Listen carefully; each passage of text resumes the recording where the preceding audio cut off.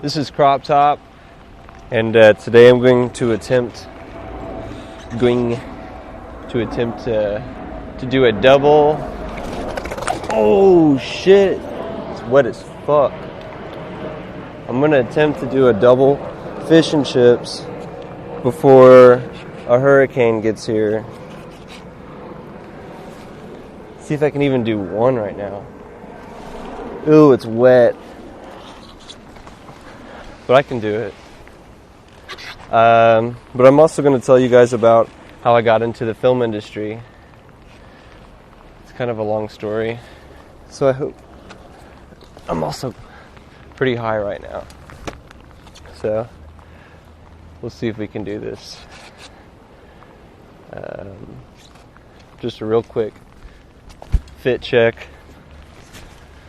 Volcom crop top, chrome pants, Colorado belt, pedal exchange jacket that I probably won't need right now, and a helmet for good measure. Also, this is how I sync the audio. This is my Scream track lacrosse bike.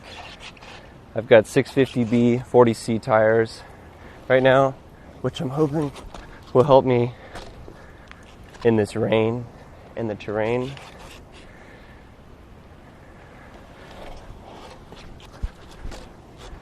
Yeah, this is going to be a long process. So, back in 2015, I graduated high school and didn't really know, oh, there's something, right? I graduated high school and didn't really know what I wanted to do. It was kind of a miracle that I graduated in the first place, since I just had terrible grades. I graduated with a 2.2 GPA and thought throughout my entire high school career that I was just going to, oh fuck, my pants are low. I was just gonna either my lofty goal was to go to architecture school and be an architect, but I was still in Algebra 1 as a senior in high school, so those dreams were gonna die, and I knew that going in, and so my whole backup plan was to just join the army, and I really wanted to be one of those American Sniper guys. That movie had just come out, so I was making ghillie suits in my basement for a while, which was really weird, but we're not as weird anymore, which is really good. But I ended up I was running cross country at the time, and I was pretty good at it. I took a year off my junior year of high school, mostly because I had a girlfriend, but my senior year I got right back into it. That's another story, but I did it for a while, and I went to state a few times. Oh shit, there's something. Okay, I could feel my legs moving backwards a lot easier there. That was nice. But I didn't really get any offers from colleges. I got a couple of offers, but nothing. I was going to go to Texas A&M because I had really good family connections there. It's that white privilege.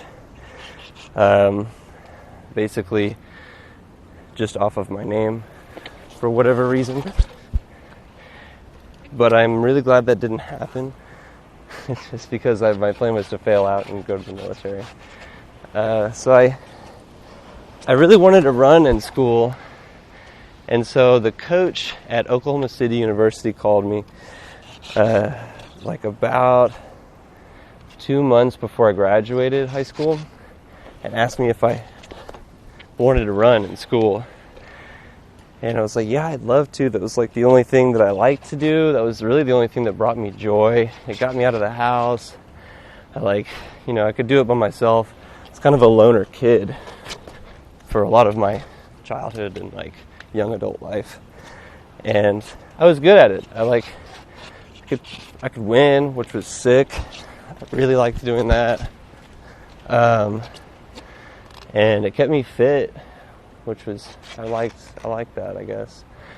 But I wasn't going to be able to run at A&M, so I told the coach, I was like, hey man, I'm sorry, I'm already going to go to A&M. Like, it's like with my family had convinced me that it was like a good idea for me, and there was just no option of not going to college, you know. So I was like, yeah, I'm just going to do that, sorry. He was like, no, like, if you want to come, just like check out the school, see what we're about, like I'll fly you out, don't worry about it. So I was like, free trip to Oklahoma, never been there before. I was trying to get all my 50 states knocked out, which is the real reason. I still haven't been to Alaska, but that's what I want to do. So the rain's coming down a little bit more. Hope my microphone's okay. So I kept with, like, I was going to go to A&M, and like a month before school was out, my dad left and my stepmom left for like a business trip to Maui. And so I wasn't like a bad kid. I didn't like do anything. I don't know, I was just kind of like one of those religious Christian kids that just ran across country and made bad grades, but like didn't do anything. So when the coach called me, when my parents were out of town, I had this inclination to go to Oklahoma. Like, my parents aren't here, like, they won't know, I won't get in trouble, I could just go do this thing before I graduate high school, like go do my one little fun, rebellious thing. And so that's what I did. I called the coach and I was like, hey, if you can get me on a plane ticket, or if you can get me on a plane in the next couple of days, I'll come out there. He's like, oh, I'll get you on tonight. So he flew me out there, and I was like, I was also kind of like, I mean, I'm fast, but I'm not that fast. Turns out that he thought that I was another kid from my senior year of high school who was faster than me. Not by much, but he was faster than me. And so when I got there, he was like, oh, okay. But that's what I saw. He flew me out there, and I ran with the guys, and I did really well. It was probably my best workout I had ever done. And so I impressed them. They thought it was fast. And so the next day, he called me into his office, and I had like gone out with the guys afterwards, and like, I don't know, kind of like experienced freedom for the first time in my entire life. And so I talked to the coach afterwards. He was like, is this what you want to do in school, or like, what do you want to do with your life? And I was like, I don't really know. Running is like the only thing that I like. I would love to do this professionally and like put all of my efforts into it, but I don't have like an idea of a job that I want. I was good at like working on ranches, and like I was creative, and I made these little videos and stuff for fun, but I never really showed an interest in like one work field or another. So the coach told me that they were going to offer me a full ride, basically. And I was like, well, I mean, if I decided to do this, my parents wouldn't be upset, because they wouldn't have to, like help me pay for my oh shit. Okay, now we just have to land it before the fucking hurricane gets here. Yeah, we haven't even gotten to the film stuff yet. Yeah, so I went to I signed. I was like, fuck it, dude. I don't want to join the military. I know that's the direction my life is headed. I can do well here. Like, I'll be happy at least for another 4 years, which would be sick. And in my brain, I was like, oh, I just have to run, and I can live here for free. And I was like, oh, I don't have to like go to school or whatever. It'll be tight. But so the coach was like, okay, well, you need to pick a major. And I had no idea. what I wanted to do with my life. But I had gotten into LARPing, like a medieval like live action role play, which was really not on brand for me at the time. But I really liked hitting people with foam swords, and that was fun to me. So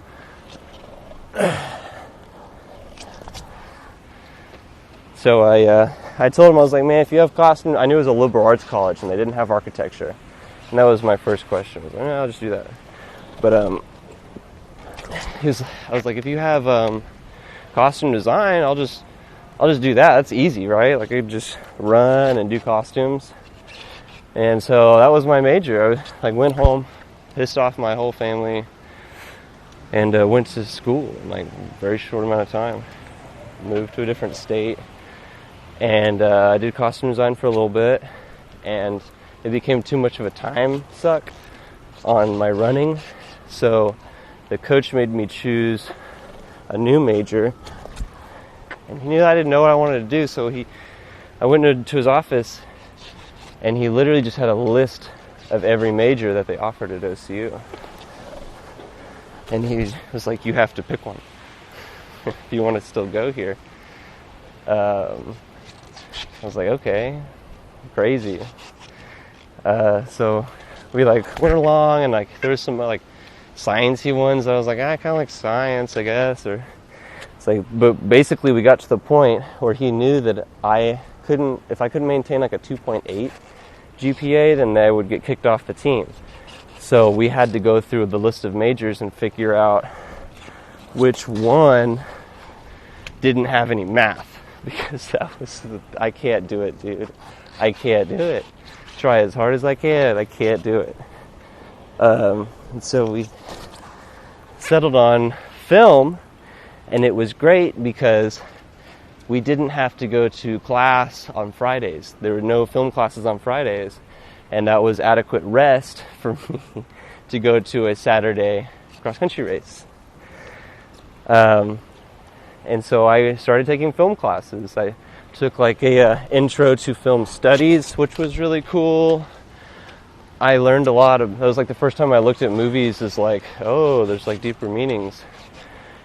And I like grew this like weird appreciation for movies, but like also thought it was bullshit. I was not happy with the way that they talked about them. But I got on my first film set, which was like a student capstone, and all of the freshmen had to do like work on a senior's capstone film, and they knew I was like a ranch kid or whatever, so they wanted to put me in lighting, because that was like, so I was seen as like manual labor or whatever, and getting all these liberal arts kids in college to do lighting was, I guess, a challenge. So they wanted me to push the dolly. They had like a Fisher dolly that you put the camera on and push it, makes really smooth shots. So I like tried it the first day. I like showed up to set, like whatever, like I'm just here to run. But like film's kind of cool. Like I kind of like the technology and stuff. Come on, I'll get it.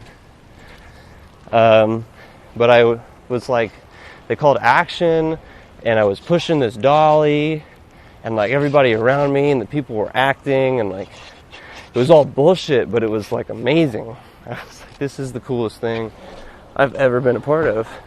And everybody was so thankful that I was there, and like appreciative that I showed up, and they had food, and like, I don't know, it was like really, looking back, it was a horribly run, terrible experience.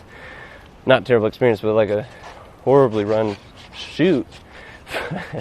I just, in the moment, had such a great time that I, after we wrapped, I pushed the dolly back to the film warehouse or whatever. But they told me to lock the door, but I didn't lock the door because I wanted to go back in like an hour after we like got done dinner to like go practice it, because I liked it so much that I wanted to get good at it. And so I did. We went and got food, and I just literally practiced the dolly and like watched videos. I read a lot of the manual for whatever reason, and loved pushing that dolly. And then I became like the fucking dolly guy for OCU, kind of. I was still like a right-wing twat at the time. People didn't like me, but besides the point. And so I got into that for a little bit, and then my passions kind of shifted a little bit. I still really enjoyed running, but I kind of like working on movies too. But I couldn't get on any sets that were professional. I never got paid for what I was doing, and that was the main concern going to a liberal arts college, mostly for my family, was that I was going to end up doing a job that I wouldn't make any money. And so I wanted to prove to my family that it was something that I could do, that I could make money doing, and I wouldn't have to rely on them, because for whatever reason, in my family, relying on people is bad, and you shouldn't help anyone, and if someone asks for help, they're a fucking terrible family. I don't get it. But, getting tired. So I started wanting to get on professional sets, mostly because the little student things that I was doing, literally, like, every free chance I got would, like, go on Facebook, Craigslist, shoot, like, for those, like, free PA or whatever, like, helper. I would just get on every set that I could find. And I, like, had a lot of fun doing it, but it was also just really shitty hours, and, like, wasn't fun just because they were run, I guess. So I wanted to jump on something bigger and make some money. So I met this guy at a bar when I was 19. I had a fake and got into this bar. He was the DJ. His name was DJ Sifu. Shout out. And he worked on this TV show called Street Outlaws, which was the highest grossing TV show for Discovery Channel, or show for Discovery Channel. And he told me he could give me a job there. And so I called the dude, like, told him I was a PA, and, like, told him, you know, I have experience, I've been doing this for a while, film school or whatever. And he offered me to come to work, like, that Wednesday. I was like, oh shit, it's finally happening. I'm finally getting in. And so I went, had a great time. Did that. I was a PA for 2 days, and on that show it's really easy. You just show up at like 2 o'clock or whatever, and then you drive these vans to set, because the producers and the directors get so tired that they need a ride back. So you just like, but there's 2 shifts, so you drive the vans there, and then at 5 you leave, or no, at midnight you leave, and these other PAs come, and they're the ones that drive them back. It's very strange. That was the whole job. I just drove these vans to set and, like, set up a snack table. But I wanted to do the lighting stuff, which was fun. That's what I was good at. And film school, that's what I knew about. So I wore this hat. I literally Sharpied on the brim of my, or on the top of my hat, grip, which was like a person in the lighting department. That's what they called them. So I walked around set as a production, like as a little PA who was just supposed to be getting coffee, with this hat that said grip on it. And one day the supervisor came over and was like, does anyone here know how to drive a scissor lift? And my hand shot up faster than he could finish the sentence, because I knew that the grips drove the scissor lift, and I had no idea how to drive a scissor lift. So he was like, okay, great. Wait, do you also know how to drive a, it's like a, those like forklift deals, but it like has a big old arm that shoots out. It was a large piece of machinery. And I had driven tractors before, but never anything like that. So I like get over there, and I'm like, I need a couple of minutes to refamiliarize myself with the equipment. They were like, okay, dude, whatever, just like drive it over there whenever you can. and then they'll load it. I was like, okay. So I like looked at the pictures and like figured it out, got it going, drove it over there, and the supervisor was like, okay, thanks man, appreciate that, and then like was about to walk away, and he looked at me, it's like confused, and he was like, are you a grip? And I was like, yeah dude, yeah. He was like, your hat says grip, why are you a PA, what are you doing? And I was like, I don't know dude. So he like drugged me over to the producers and was like, why is this guy on PAP roll? He's a grip. And so he like got pissed off at them for me. And I'm just like standing there like, oh shit. And so after that moment, they started putting my name on the call sheet as grip. And I got like double the pay. And I was like, oh, sick, okay. So I started gripping on that show. And that show is also really easy. But I met someone on that show that did features, and he would do that show just as like a side piece of income. And so he saw that I was, a hustler, and I got out there and was doing it. And he asked me if I did features. I was like, yeah, I've done a couple. I'm not like a liar, but I'll lie to get a job for sure. I had not done a feature at all. I've kind of done these like shitty student films. And so he gets me a day play job on this little feature. He gets me this day play job on this little feature. And I did that, and it was fun. It was really small budget, but I got to like see what a set was like, like a proper feature film set, even though it was like a small one. I got to like be around those people, which was really cool, and get paid for it, which was, I didn't think it was going to happen for a long time, which was cool. So I did that job all while going to school at the same time. It was really challenging to like find times that I could work where I could like go to school the least amount without my professors getting upset and failing me while keeping a 2.8 and running the marathon in college, which is challenging to balance all of that. But we met this guy. This guy came to my freshman class, or he went to this senior lighting class. I was a freshman at the time. And no, I was a sophomore. I was a sophomore at this time. He came to the senior lighting class and gave this demo. His name is Steve Mathis.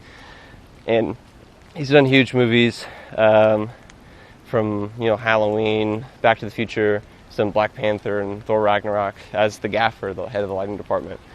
So he was going to show us like how to light scenes, how to do things. And I snuck my way into that class. I understood. I just kind of like walked in the back and like stood there and like watched him do his thing. And it was really cool.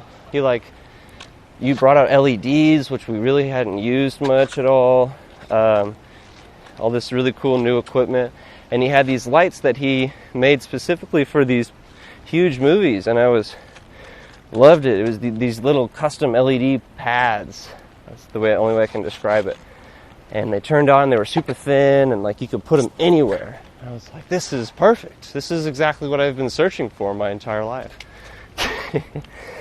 Or just to make movies. But so after the class, I like tried to like get next to him, like meet him. And my professor, or the dean of the film school, was talking to him, and I kind of nudged my way in there, and they're like, oh, you want to go to dinner? Go to the cafeteria, get you some food or whatever. And so they like went there, and I like followed him and like tried to keep talking to him, and ended up getting dinner with him. And while I didn't really talk. I just kind of like noseyed my way in and just didn't leave. I was sure I'm so annoying, but this is what I wanted to do. So while they were having dinner, Steve was talking about this short film he was going to do with this guy named Kyle Roberts called The Grave. I don't think anyone's actually seen the short film still. But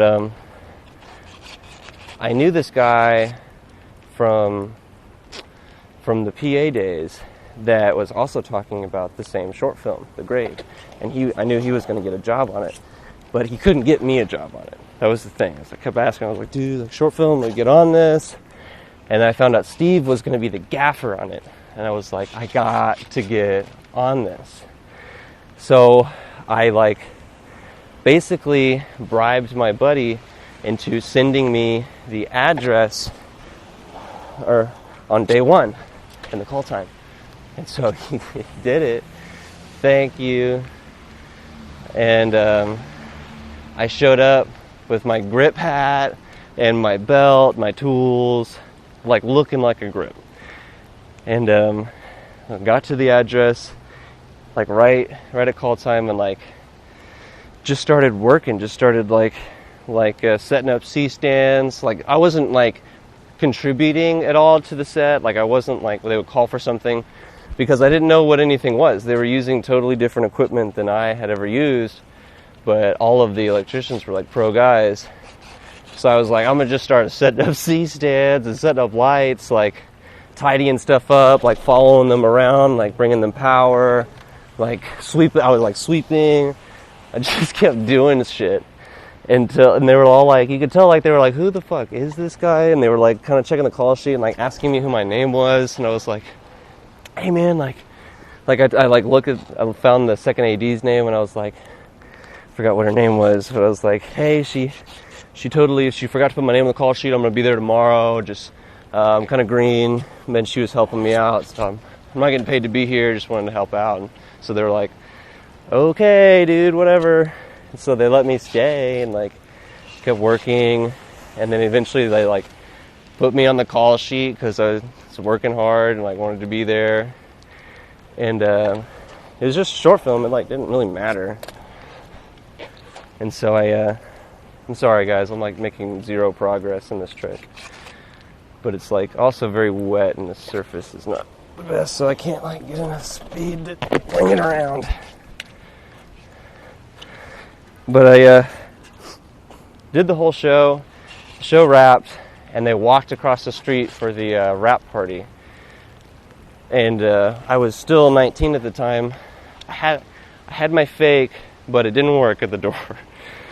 And so I like went around the back and basically just snuck in through the back. I won't say how I got in. And got in and was like basically just weaseled my way back into talking with Steve and like everybody else.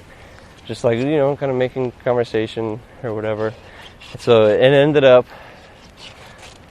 just being, after a while, me and Steve sitting at the bar. Everybody had left.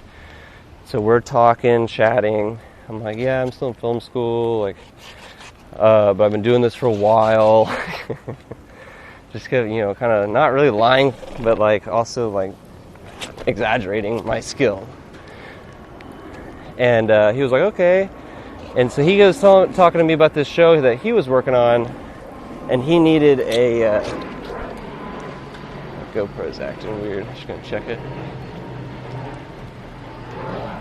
It's still good. And he needed an LED technician for this job that he was going to do. And I was like, oh, okay, well, you know, I'm an LED technician. That's what I do. And he was like, really? Okay. So he was like, well, I need these pads made up. I need them to do different things. I need them to like blink. I need them to like go up and down. I need them to like be these sizes and these shapes for this job. I was like, okay, yeah, I can do that, sure. And so, Jesus. So he's like, okay. And so he left, and then he emailed me the schematics basically for what he needed made up, like the drawings. And I was like, fuck, dude, I don't even know what an LED technician is still. I like looked it up in my textbook. It was still too new of a job that no textbooks or like nothing online. There's nothing. I was like, this guy made up this term, but I like scoured the internet and like figured out that it was a job and like what they did, and I I was like, I got to learn how to do this. There's nothing online that tells you what to do and like how it is. But I saw on Instagram when he showed us the lights, I looked them up and like saw on Instagram like people using them for different things, and it was like not common, but like there'd be like one post every other month about them. But they were I just didn't know where to look. And so I ended up like finding a guy that did that job. I found 2 guys that did that job on Instagram. And mind you, my time frame or my deadline was 2 weeks. I had 2 weeks to make all these lights. And so I messaged both of them on Instagram. One of them got back to me. He's an Atlanta guy that did that job. And I was like, hey man, I just told him my situation. I didn't lie, but I was like, hey, like I'm a film student. I'm really interested in what you're doing. I would love to learn more. And he was like so excited to teach somebody how to do that job, especially like a film student. So he like FaceTimed me, like told me exactly what to buy, all this ribbon. He like sent me shit to like practice on. Fucking shit, dude. So I started doing that. I started making the pads. I like went through a lot of trial and error and like practice, but it was like every minute that I wasn't in class, I was like in there making those pads and like experimenting with them and like doing different effects, different like it was. I had a lot of fun like making those pads, and you would turn them on and they would light up, and you're like, oh my god, I've created life, dude. Like I got so excited about it. And so, oh my god, come on. I could feel that one. After the 2 weeks was up, I gave him the pads, and he didn't even turn them on. He didn't even look at them. They were in a box, and he like opened the box and saw them and was like, oh, okay, all right. And he was like, you'll get paid for the hours that you did later.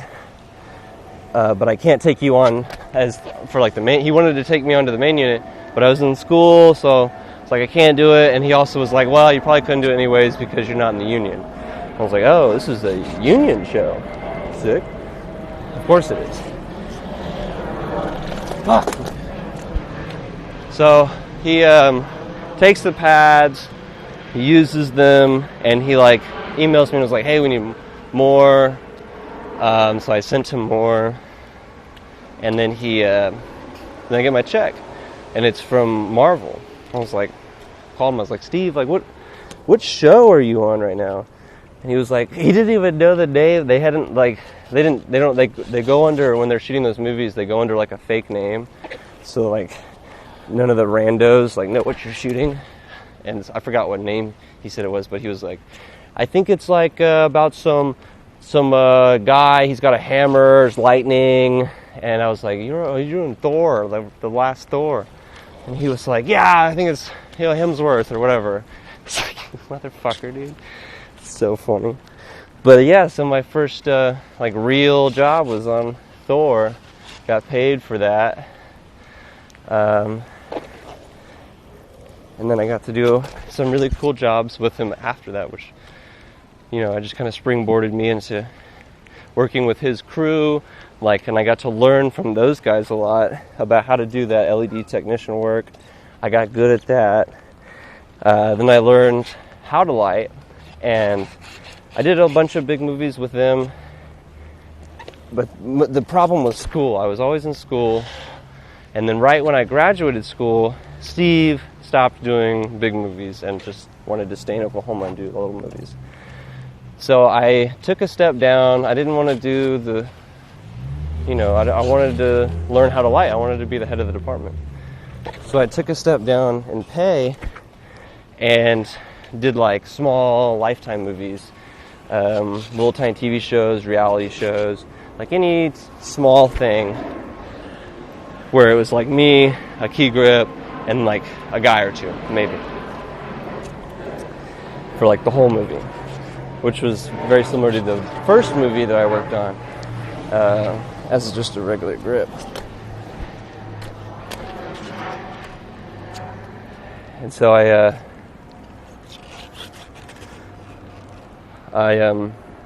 did those for a while. Those were a lot of fun. I had a really solid crew with me of guys and girl, Shay Stegman. Shout out Shay, she's my lifesaver, my best boy, my rock, my roommate. She's still in Oklahoma, but she's a good friend, great person. And we grew up, kind of came up in the film industry at the same time.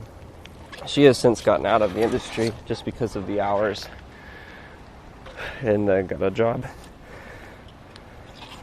She was smart. She did the right thing. Okay, I gotta get this. But that's kind of how I got into the industry. It's been a crazy ride ever since. Just talking my way into bigger and bigger jobs. Being able to like put together a really good crew. I've been able to travel. I've really enjoyed the work and the people, but I'm not gonna lie, the hours are starting to get to me, especially being out here. I'm sure I'll get used to it, but boys,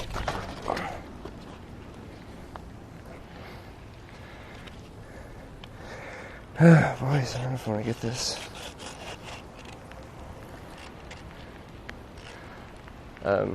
But yeah, through film school, I've done every job that there is on a movie set. I've made my own short that won the Dead Center Film Festival. It's pretty good. It's a story about my senior year of high school and running my relationship with my dad. Fucking shit, dude. I think I'm leaning too much.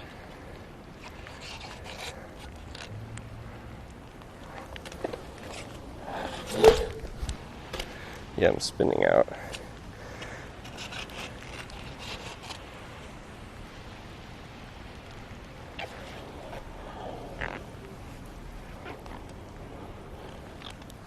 Okay. Oh, it counts. It counts, dude. We're counting it. It's amazing. Thank you so much for coming on this incredible journey with me. Let me know if you even like this stuff. I'm definitely wanting to do more, but thank you for watching.